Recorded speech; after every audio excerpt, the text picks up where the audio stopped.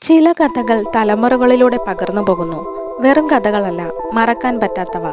ഇന്ന് നമ്മൾ തിരിഞ്ഞു നോക്കുന്നത് 1977 ഒരു നടുക്കുന്ന സംഭവത്തിലേക്കാണ്.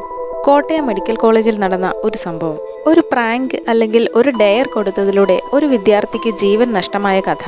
ഇതാണ് കുപ്രസിദ്ധമായ മോർച്ചറി കേസിന് പിന്നിലെ യഥാർത്ഥ കഥ. കോട്ടയം മെഡിക്കൽ കോളേജ് കേരളത്തിലെ ഒരു പേരുകേട്ട സ്ഥാപനമാണ്. അന്നത്തെ മെഡിക്കൽ വിദ്യാർത്ഥികളുടെ ജീവിതം പഠനത്തിനൊപ്പമുള്ള തമാശകളും രസകരമായ വെല്ലുവിളികളും നിറഞ്ഞതായിരുന്നു. ആ കാലത്ത് വിദ്യാർത്ഥികൾക്കിടയിൽ ധൈര്യം പരീക്ഷിക്കാൻ പലതരം കളികളും നിലനിന്നിരുന്നു. ഒന്നിലധികം വിദ്യാർത്ഥികൾ തമ്മിൽ വെല്ലുവിളികൾ നടത്തുമായിരുന്നു. അതിലൊന്നാണ് മോർച്ചറി ഡയർ. 1977 രണ്ട് വിദ്യാർത്ഥികൾ തമ്മിൽ ഒരു ബെറ്റ് വെച്ചു. ഒരാൾ മറ്റേയാളോട് പറഞ്ഞു, അർദ്ധരാത്രിയിൽ കോളേജിലെ മോർച്ചറിയിൽ പോണം, വെറുതെ പോയി വന്നാൽ പോരാ, പകൽ അവരുടെ സുഹൃത്തുക്കൾ ഏതെങ്കിലും മൃതദേഹത്തിന്റെ ചുണ്ടിൽ സിഗരറ്റ് വെച്ചിട്ടുണ്ടാവും, തെളിവായി ആ സിഗരറ്റും കൊണ്ടുവേണം വരാൻ. ആദ്യം തമാശയായി പറഞ്ഞു തുടങ്ങിയ സംഭവം പിന്നീട് വലുതായി. അവസാനം കയ്യാങ്കളിയാവും എന്നുവരെ ആയപ്പോൾ ആ വിദ്യാർത്ഥി അതിന് സമ്മതിച്ചു. അങ്ങനെ ആ രാത്രി ഭയാനകമായ നിശബ്ദതയിൽ വിദ്യാർത്ഥി ഒറ്റയ്ക്ക് മോർച്ചറിയിലെത്തി. തണുപ്പ് നിറഞ്ഞ മുറി, പേടിപ്പെടുത്തുന്ന നിശബ്ദത, ലോഹമേശകളിൽ കിടന്നുറങ്ങുന്ന നിശ്ചല ശരീരങ്ങൾ.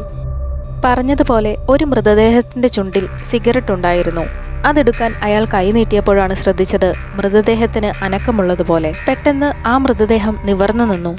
പെട്ടെന്നുണ്ടായ ഷോക്കിൽ ആ വിദ്യാർത്ഥി അവിടെ കുഴഞ്ഞു വീണു. സഹായം എത്തിയപ്പോഴേക്കും മരിച്ചിരുന്നു. കോളേജ് മുഴുവൻ ഞെട്ടി. കിംവദന്തികൾ പരന്നു. ഹൃദയാഘാതമായിരുന്നോ?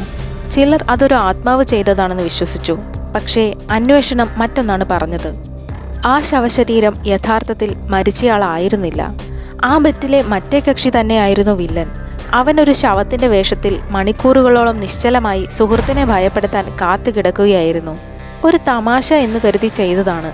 പക്ഷേ കളി കാര്യമായി. ആ വിദ്യാർത്ഥിയുടെ ജീവൻ നഷ്ടമായി. നിരുപദ്രവകരമായ ഒരു തമാശയായി ചെയ്തത് ഒരു പേടി സ്വപ്നമായി മാറി. തുടർന്ന് അയാളെ പോലീസ് അറസ്റ്റ് ചെയ്തു.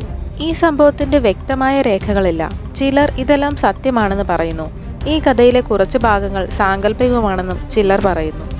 വിദ്യാർത്ഥി ശരിക്കും അറസ്റ്റിലായോ? രണ്ടുപേരും ഒരേ ബാച്ചിലെ വിദ്യാർത്ഥികളാണോ? സിഗരറ്റ് കഥ യഥാർത്ഥമാണോ അതോ പിന്നീട് കൂട്ടിച്ചേർത്തതാണോ? അക്കാലത്തെ ഔദ്യോഗിക രേഖകളുടെ അഭാവം കാരണം കഥയിൽ നിന്ന് വസ്തുതയെ വേർതിരിച്ചെടുക്കുന്നത് ബുദ്ധിമുട്ടാണ്. ഈ സംഭവത്തിൽ നിന്ന് പ്രചോദനം ഉൾക്കൊണ്ട് 1983 ബേബി സംവിധാനം ചെയ്ത മോർച്ചറി എന്ന മലയാള സിനിമ പുറത്തിറങ്ങി. സിനിമ സംഭവത്തെ കൂടുതൽ നാടകീയമാക്കി, സിനിമാറ്റിക് ഘടകങ്ങൾ ചേർത്തു. പക്ഷേ കാതലായ കഥയോട് ചേർന്ന് നിന്നു. അപ്രതീക്ഷിത മരണത്തിൽ അവസാനിക്കുന്ന മോർച്ചറിയിലെ ഒരു തമാശ. സിനിമ വലിയ വിജയമായിരുന്നു. അതോടെ ഈ സംഭവത്തെക്കുറിച്ചുള്ള വിശ്വാസം ഒന്നുകൂടി ശക്തി പ്രാപിച്ചു. ഇന്നും കോട്ടയം മെഡിക്കൽ കോളേജിലെ വിദ്യാർത്ഥികൾ മോർച്ചറി സംഭവത്തെക്കുറിച്ച് സംസാരിക്കാറുണ്ട്. മോർച്ചറിയിൽ പ്രേതബാധയുണ്ടെന്ന് പലരും വിശ്വസിക്കുന്നു. ചിലർ രാത്രിയിൽ അതിനടുത്തേക്ക് പോകാൻ മടിക്കുന്നു. ചിലർക്കിത് കാലത്തിനനുസരിച്ച് വളച്ചൊടിക്കപ്പെട്ട ഒരു പഴയ കഥയാണ്. പക്ഷേ ഇരയ്ക്കും അവനെ അറിയുന്നവർക്കും ഇതൊരു യാഥാർത്ഥ്യമാണ്. ഒരു ജീവനില്ലാതായി. ഭാവി സ്വപ്നം കണ്ട ഒരു യുവ വിദ്യാർത്ഥി അതിരുകടന്ന ഒരു തമാശയിൽ നിന്ന് ഒരിക്കലും തിരിച്ചു വന്നില്ല. അപ്പോൾ നിങ്ങൾ എന്താണ് ചിന്തിക്കുന്നത്? ഇതൊരു ദാരുണമായ അപകടം മാത്രമായിരുന്നോ? പന്തയക്കാരനെ കുറ്റപ്പെടുത്താനാവുമോ? അതോ വിധിയോ? നമ്മുടെ ചില തെറ്റായ തീരുമാനങ്ങൾ ചിലപ്പോൾ വലിയ ദുരന്തങ്ങൾക്കാണ് വഴിവെക്കുന്നത്. ഈ കഥ നിങ്ങൾക്ക് കൗതുകകരമായി തോന്നിയാൽ മിസ്റ്റിക് മലയാളം സബ്സ്ക്രൈബ് ചെയ്യാനും വീഡിയോ ലൈക്ക് ചെയ്യാനും ഷെയർ ചെയ്യാനും മറക്കരുത്. അർദ്ധരാത്രിയിൽ മോർച്ചറിയിലൂടെ നടക്കാൻ നിങ്ങൾ ധൈര്യപ്പെടുമോ? കമന്റ് ചെയ്യൂ.